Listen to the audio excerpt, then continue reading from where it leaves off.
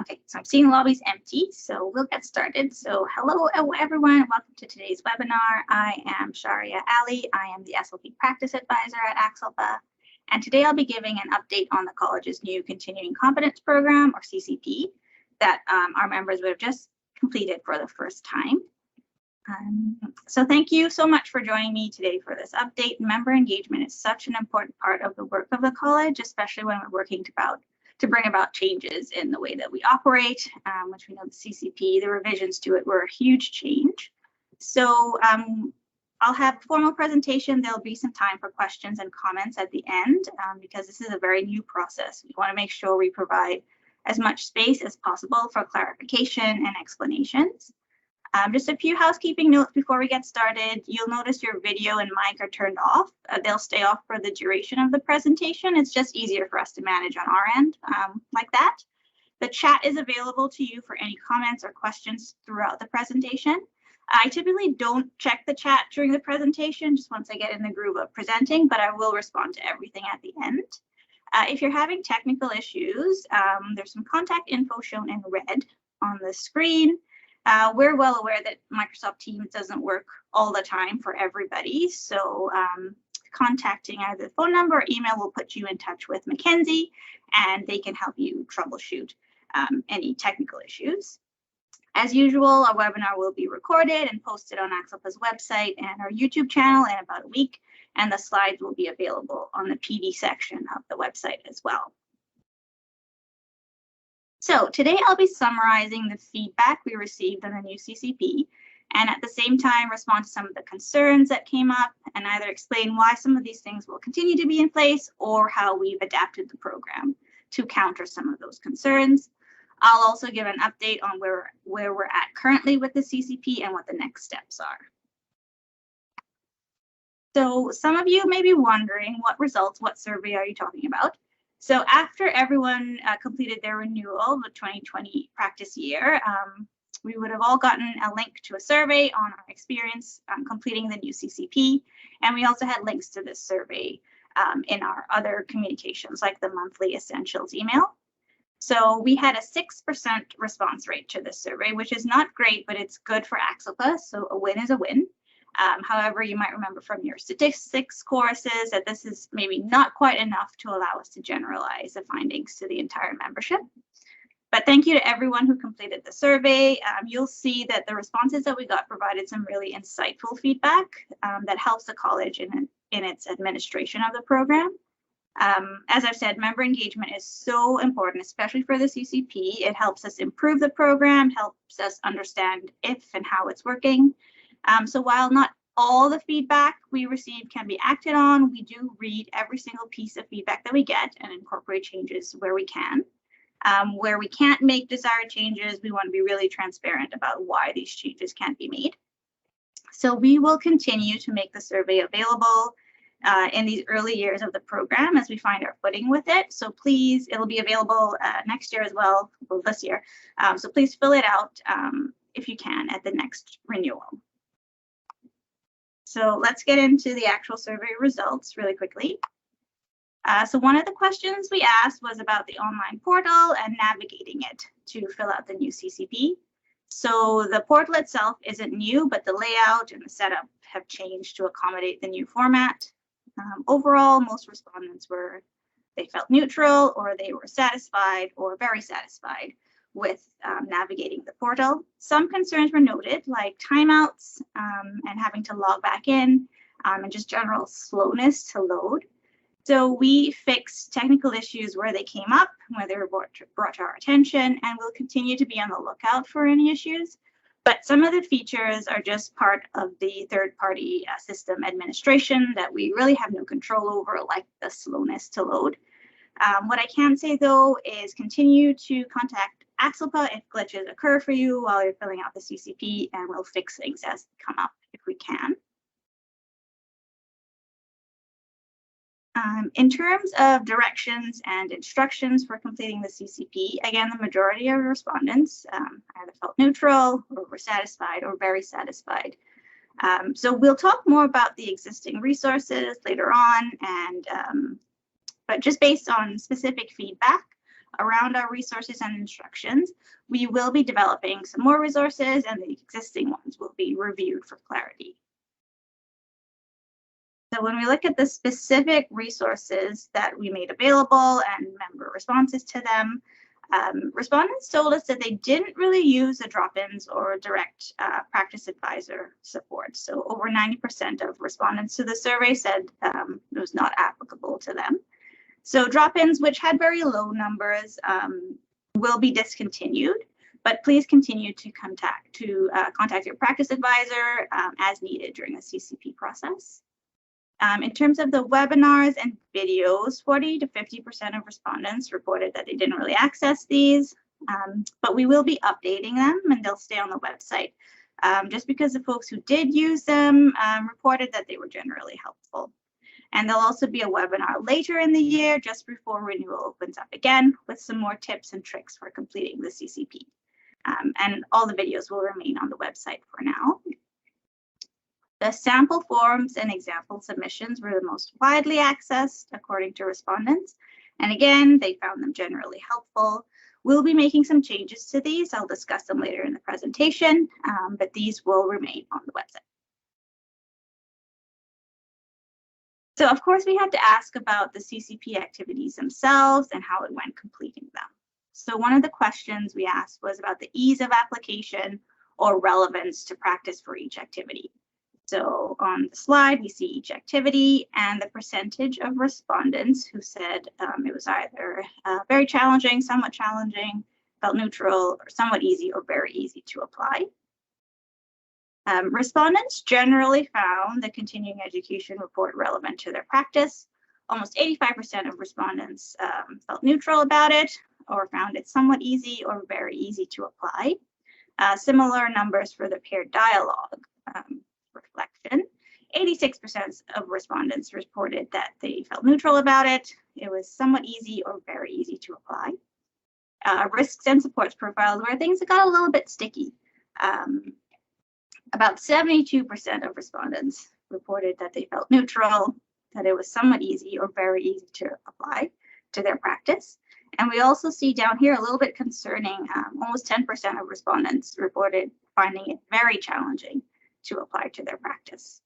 So we'll look at each activity in turn in the next few slides, but I think I want to acknowledge now that we sort of anticipated the difference between the risks and supports profile and these other two activities. The continuing education report and peer dialogue reflection were part of the old CCP in a different format, so they should be familiar to members. However, the risks and supports profile, we thought this would be something completely new that probably most, if not all of us, have not encountered before. So we know that it will take some time to get used to, just to start changing our framing, our mindset of continuing competence along these lines. So we also asked survey respondents to provide some more information on things that they liked or they didn't like about the CCP activities. So for the continuing education report, respondents reported that they didn't like not having enough characters or words to list all the activities they completed in the practice year. They didn't like having to reflect on 2 different competency areas, and didn't like not having space to reflect on all the activities they completed and how they impacted competence. On the other hand, respondents liked that it was relevant to their practice. Kind of a mixed bag here, but some people said that they liked only having to report on 2 activities. They liked that the report accounted for different practice settings and maybe the different continuing education categories that people have access to, or that people, have different preferences in the types of activities that they like to learn from. And also liked that it was reflection rather than hours based. So we made some changes based on this feedback, and I'll talk about them when we talk about program changes. But for now, just a reminder that these activities are not meant to take up a lot of time. They're not a university assignment requiring comprehensive reference listing or an analysis of the education that you did. So do as much as you can do and as you want to do within the word limit. Points won't be taken off if you do what's minimally required. So the peer dialogue reflection actually seemed to be the most favorably reported on activity based on the comments we received. Respondents liked that it was practical and relevant, that they didn't have to go out of their way to do anything extra, that their peer didn't have to do anything. A few respondents reported that they liked that the reflection acknowledged the importance of engagement with peers, and that the reflection actually prompted them to reach out for help with something, which is exactly the point of us asking you to do this reflection. And so I was very happy to hear that. Some of the challenges reported with the peer dialogue reflection was that it felt too open-ended, and respondents weren't sure how formal the dialogue had to be. And I'll respond to this now. I'll say it doesn't have to be formal at all. It doesn't have to be a planned discussion. You don't need minutes or an agenda. We're looking at an experience that you're reflecting on. We do want to leave it fairly open though, so that you can report on any discussion that impacted your practice as an SLP or audiologist. So it could be something clinical to do with a specific client, or it could be something that made you more effective at documentation or management of others or communication. And then something else, sort of a negative on the peer dialogue reflection was, and it also came up with a risks and supports profile as well, was the question about the benefit of having to report on it. So some respondents felt that, peer dialogue is something that we do quite naturally all the time. Why do we have to provide a reflection on it? So I think it might be hard to see the benefit of doing a formal report on it, but I hope everyone can see the benefit of seeking out help from peers, and that, the underlying point of this activity is to promote member engagement with peers, as it's a major influence on competence to practice. So unfortunately, we do have to require some proof that you have engaged in the activity. So risks and supports profile, I think it's safe to say this was survey respondents' least favorite part of the CCP. For challenges and what they didn't like about the profile, respondents had quite a few things to say. One theme of the responses was that the profile, it was difficult to fill out for some members because they felt like they didn't have any risks to their practice. And to respond to this, I'll just remind everyone that our definition of risk includes any internal or external factor that impacts how you practice. So research has shown that we all have risks to our practice. And I think if we think about our current practice environment for health and education, there might be quite a few external risks to practice. So as well, our point with this activity and asking you to do this reflection is that being able to reflect on what's impacting our competence is in itself a support to practice. So we don't want you to have to make anything up, but perhaps just some more deeper reflection can reveal something that can potentially impact how you practice. Some respondents were worried about the risks counting against them, or that they might be at risk of losing their practice permit if they listed all of their risks. And so I'll just remind you that we don't count risks when we're reviewing submissions. We review them blind, so we don't know who's who when we're looking at submissions. The profile is meant to promote reflection on your part, and we're evaluating the reflection, the link to competence, and not the presence of risks themselves, because we know that many of these are outside of your control. On a related point, a few respondents let us know that it felt, the profile felt almost trivial, artificial. Again, like with the peer dialogue, you're probably all well aware of the issues facing your practice, and you're already taking steps to further your competence. So writing them down may feel superficial, but unfortunately, again, we do have to ask for some proof that you've reflected on this. Another comment that we got was that it was difficult for someone in an administrative role or a non-clinical role to find a risk that applied. So we tried to make the risk as comprehensive as possible. So I'd recommend really reflecting on anything that impacts any SLP or audiology related aspects of your non-clinical role. So for myself, for example, I listed lack of exposure experience because there's nothing really in my education or clinical experience that prepared me for working in regulation, where I have to have knowledge of government and legal systems and administrative law and different pieces of legislation. So what I did is I thought about actually the competency areas, the different competency areas first, to figure out which area I'm at risk for, and then I sort of work backwards from there to figure out why I feel at risk in that competency area. So if you're in a non-clinical role, there might be some extra thought on how to apply the risks and supports to your practice. I'll also note that we have an other category that you can fill in on your own, so feel free to use that. As long as you give a general sense of the risk and what it means for your practice, we will accept it. Respondents also noted that the rubric criteria of having supports mitigate the risks listed was confusing and it wasn't always practical because many people have no control over the risks and the supports that they can access sometimes. So we'll actually be taking this rubric item out of the CCP in the future, and for this round of audits, we just gave everyone a pass on this criteria. Something else that came back from the survey was that it was tricky to fill out this profile because the example submissions on the website weren't super helpful, and respondents weren't sure exactly what they should be saying. So I'll talk about this more in program changes, but a change we'll be making is actually to provide more examples and to use actual member responses that are anonymized, but to use ones that we felt were particularly well done to help guide you in the future. So just a note here, and tell your friends, if you get an email from me saying we really liked your CCP response, can we please use it as an example for our members? Please consider saying yes. So for risks and supports profile, what people liked about it was that it prompted self-reflection. It only required thinking about your practice currently. There's nothing extra that members needed to do out of the way of their everyday practice to get it done.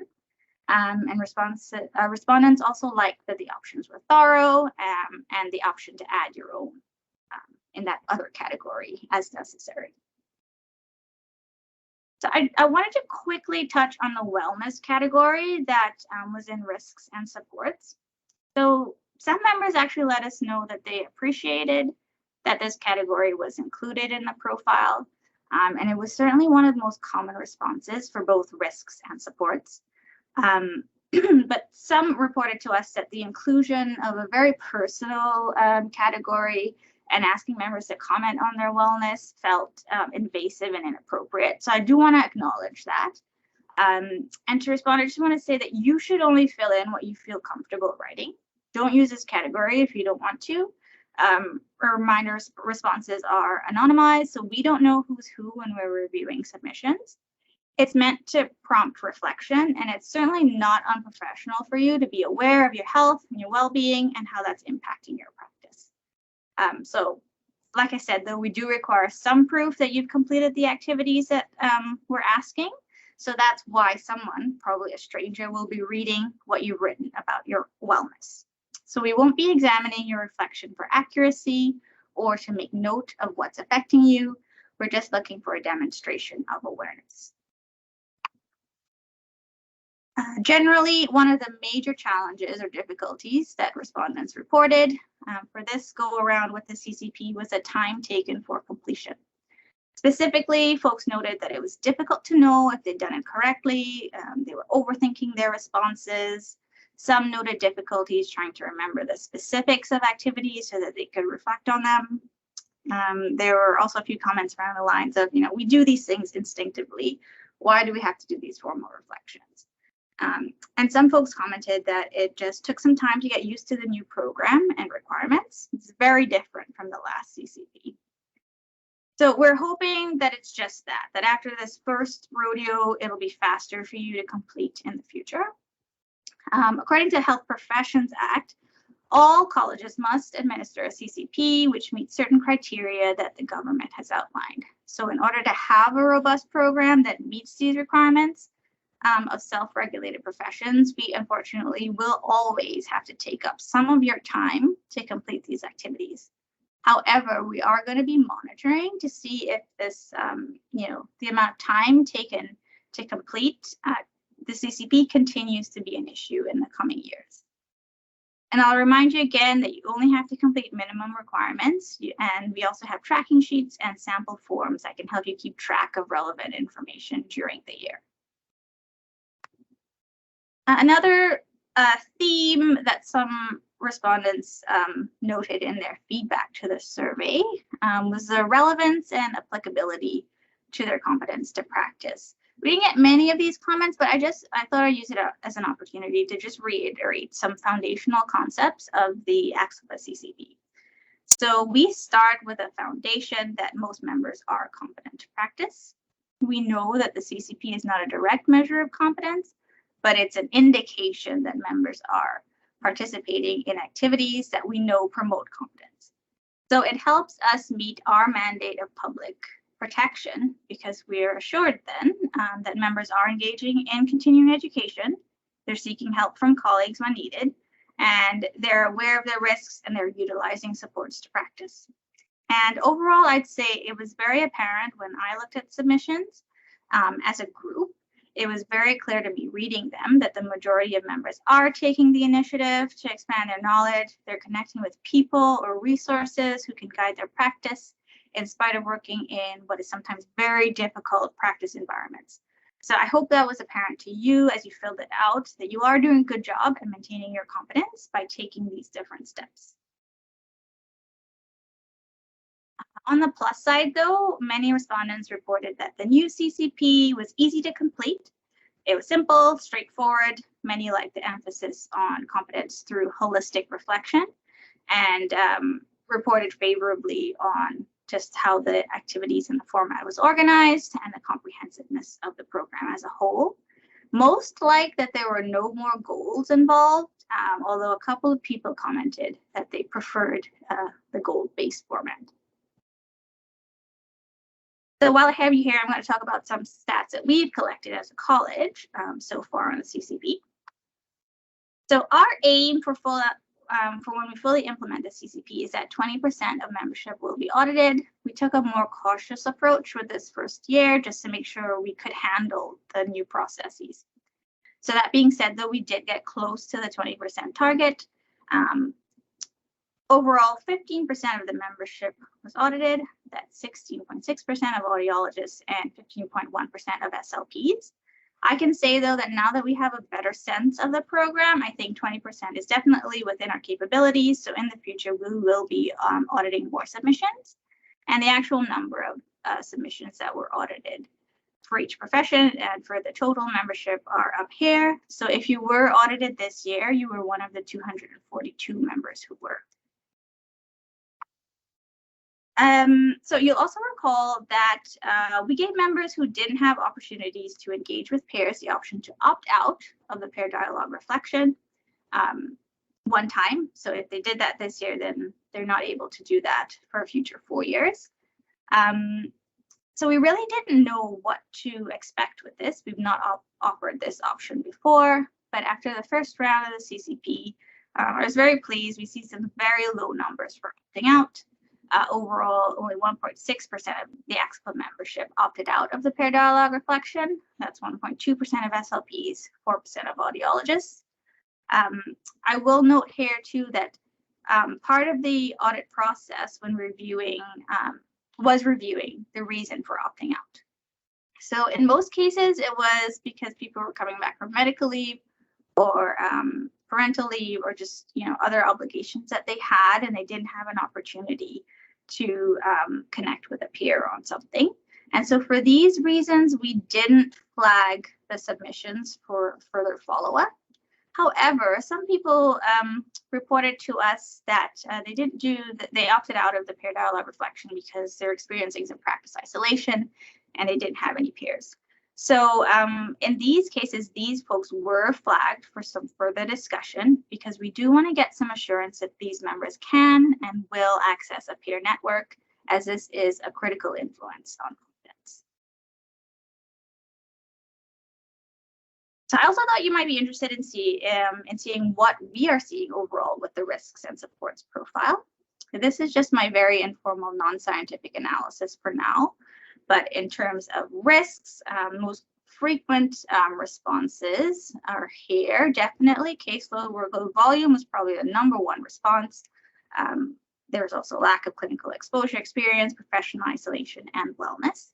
In terms of supports, personalized support and feedback, support through employer, continuing education, and wellness.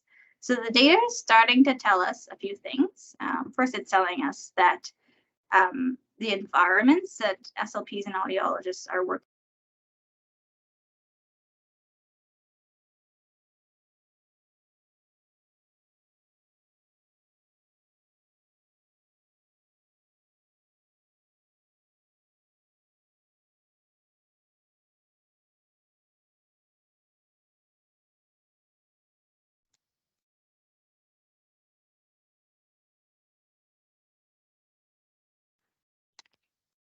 Hey, Sharia.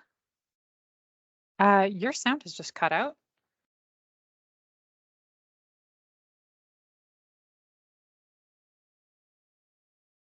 Yeah, I see a couple participants saying the same thing. Is anyone able to hear me?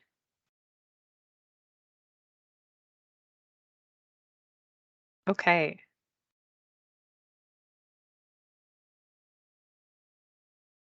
They can hear me, but they cannot hear you, Sharia.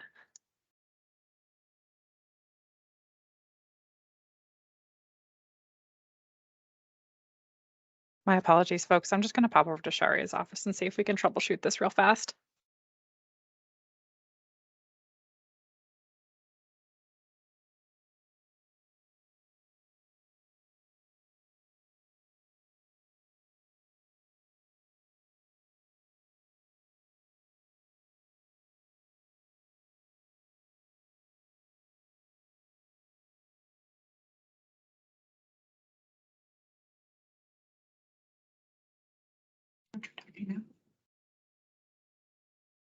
Hello? Can you all hear me? Just check the chat. Yes, okay, perfect. Thank you so much. And sorry about that. Which was the last slide? You were for like 5 seconds. Okay. Okay, apologies for that. I'm just trying to figure out what was the last slide we were on. Okay, this one, risks and supports. Thank you, Lauren. Yes, so we have, so this is very informal, non-scientific. I don't have actual numbers for these things yet, but what we're seeing are, there are definitely some most common responses for both risks and supports. So for risks, there's caseload, workload volume. I say this was definitely the #1, but there's also lack of clinical experience or exposure, professional and isolation, wellness, and supports. We see that there were a few most common responses, and again, wellness also very common for support as well. So the data is starting to tell us a few things. First, that we can definitely see that there are some external risks to practice for SLPs and audiologists in terms of their practice setting. It's confirming to us that practice isolation is a real risk to practice. And it's telling us that wellness is rightly a priority for. Hi again, Sharia. Hi. If you could just unshare and share your screen again, it looks like we've lost the screen share. How is that?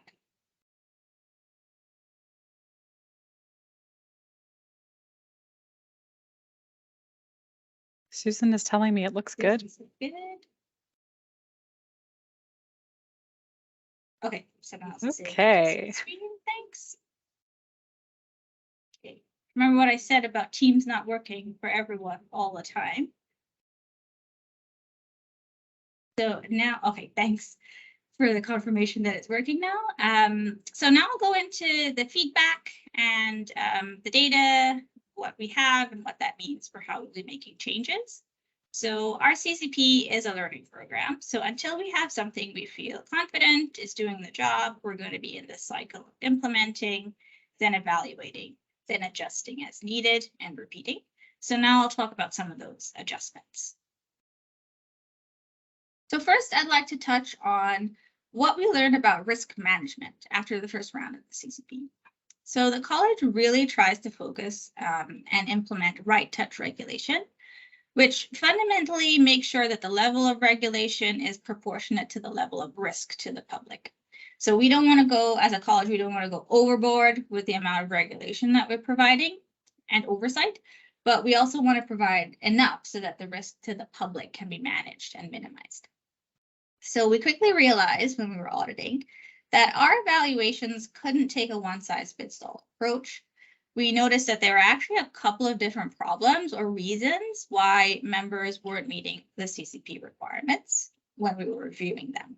The first is that it was apparent in some cases that members had difficulties knowing what to write to meet our rubric, but they overall were giving a general sense that they were engaging in the required activities. So the problem here could be associated with unfamiliarity with the program or just lack of direction, particularly with the risks and supports profile. So for example, what we would see is that generally in some submissions, most of the questions would be really well done, really well answered, but there might have been one question that wasn't answered with the detail that was required.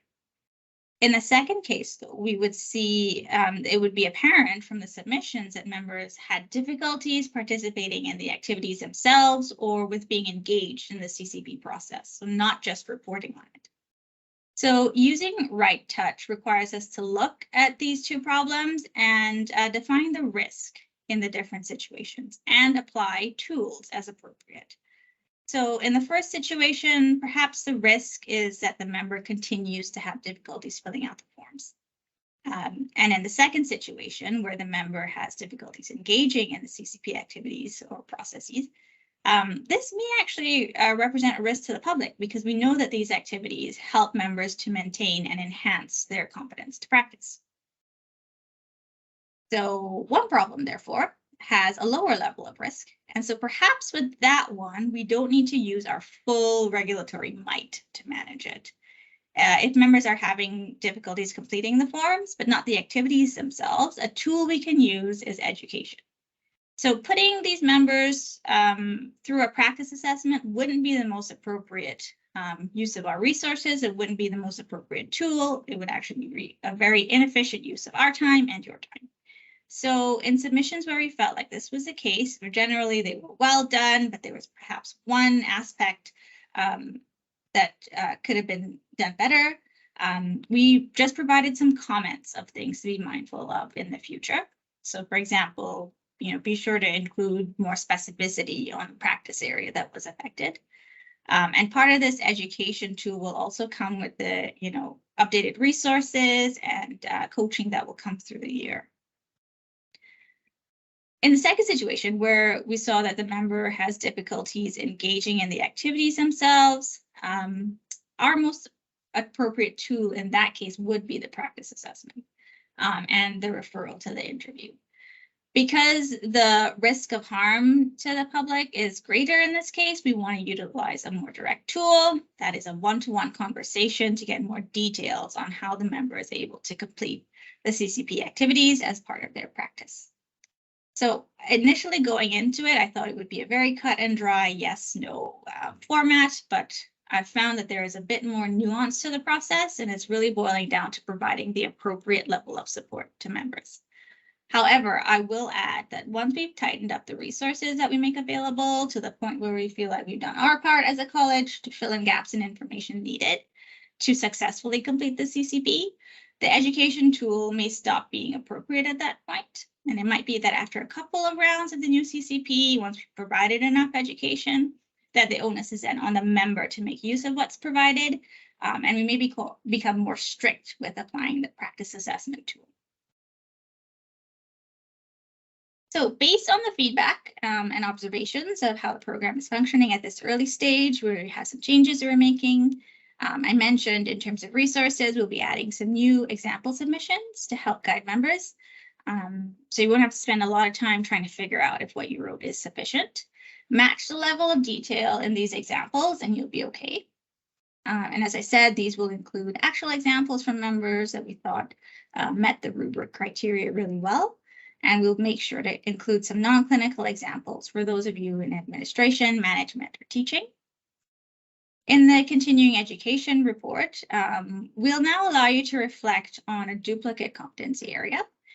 If the activities you completed really only impacted you in one competency area. So if, for example, only your expert competency area was impacted by the activities you did, you could just do 2 reflections on expert competency area. And you won't have to try to figure out or think up how your competency in another area was impacted. And like I mentioned, that last rubric criteria in the risks and supports profile where support has to mitigate the risks, we're taking that out just in acknowledgement that many of the risks and supports are external and something members don't necessarily have control. So overall, the program, its components aren't changing, but we do have these minor changes to help make it more user-friendly and more efficient on our end. So based on what we're seeing so far, just a quick debrief on some tips and tricks. Don't bother trying to commit this to memory. We will have another webinar in September to review how to complete the CCP successfully. So the first is to be really specific on learning that occurred or changes to practice. Remember that reviewers need to get a clear understanding of what was impacted and how. So rather than saying, I've improved my assessment skills, you can say, I learned how to use the XYZ assessment tool or framework, which has improved my accuracy and efficiency with assessing children with XYZ disorder.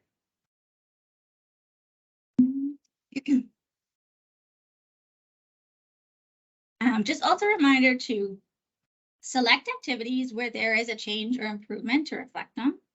So for example, if you say that a continuing education activity or paired discussion confirmed your knowledge, it's hard then for the reviewer to infer that you're benefiting or you're learning from these activities or that a change occurred.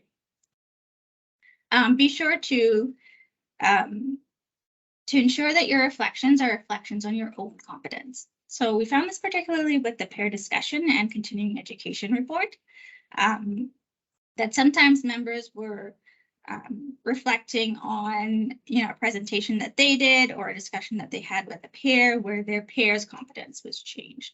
So, for sure, reflect on situations where in the course of discussing with a peer or you're presenting to colleagues or you're supervising someone else, where, you had to look something up or you learned something new or it improved your communication skills or your collaboration skills. But avoid reflections that talk about what your peer learned or changed as a result, because that doesn't indicate to us that you're taking steps to improve your competence. Just a quick note as well to be careful with acronyms. Your reviewer probably isn't going to be working in the same setting as you or with the same populations. So if you use a not widely known acronym in the profession, we won't have a clue what you're talking about. It's also interesting, we noted that some of the forums lent themselves very well to opportunities to vent about issues in practice settings. So like coworkers, systemic issues, other frustrating situations. We know that in healthcare and education, there are a lot of frustrating situations going around. We're not going to tell you don't reflect on these situations, but just be sure that you are including in your reflection the impact on your competence as required by the question. We've all been there. Once you start typing your feelings, you can't stop. Maybe just take a minute to reread. Make sure you're hitting the points that the question is asking. So just a note, we allowed some rewrites last year when folks got in touch to say that they thought they made a mistake, wanted to fix something. We allowed this for the first year, given that's a whole new program, but going forward, we're not able to make this option available to members. And so where we're at currently, audits are being completed by the Competence Committee and the Practice Advisors. These will be completed by the end of March 2023. Some members have already been notified of their results. We're trying to do everything through your member profile. So you'll get an email of your result if you were audited, and the report will tell you where to find the report from your audit on your member profile. Just a note, some meets requirement submissions will not have comments. Unless there was something that needed to be improved upon for future submissions, we didn't put comments on the ones that met the rubric criteria. So if you don't see any comments on your meets requirement submission, then keep doing what you're doing. Practice assessment is going ahead, be piloted in 2023, but the practice assessors will be conducting the post-audit interview, and those will begin actually in April 2023. We're aiming for full implementation in 2024, and this will include recruitment and training of assessors to do those practice assessment pieces. And we're actually finding that we're collecting really good data. So there's actually very little or no data on competence promoting activities specific to the professions of SLP and audiology. So we used research from other professions and translated that knowledge to our context. So your participation in the CCP is actually helping us collect profession-specific data. And so we'll be thinking about how best to use, present, and share this information.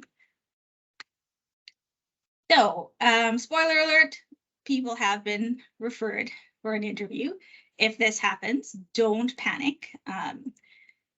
The audit and further practice assessment pieces aren't meant to come off as a punishment or the college doubting their competence, but we fully understand that on paper, getting referred is going to be stressful, provoke some anxiety and other feelings.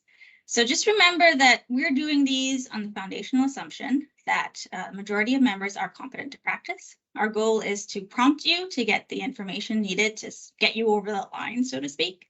There won't be any clinical questions. It's not an exam. We'll be asking questions like, can you give me some more information about the practice areas you felt were improved upon after you watched this webinar? Or did your pair give you specific strategies to use with this client? What were they? Did you try them out? How did they go? So to prepare, read the report from the audit of your submission, pay attention to the comments from the reviewer, try to prepare answers to those comments for the interview. Feel free to make notes, have them with you during the interview as well. And then we also have an info sheet, I guess, on our website. I'll click there and show you what it looks like. With some more information on the interview stage, how to prepare, what to expect, and other information.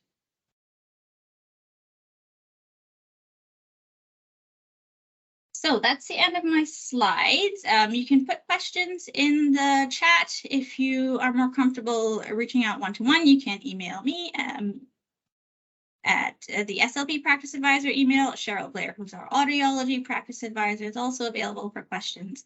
And all our information on our CCP is available on our website, and we're constantly sort of reviewing and updating our resources that are available there.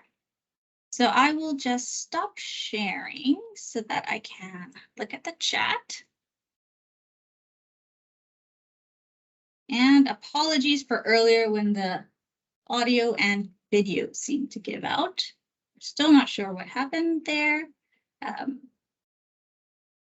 yeah, feel free to put any questions or comments in the chat.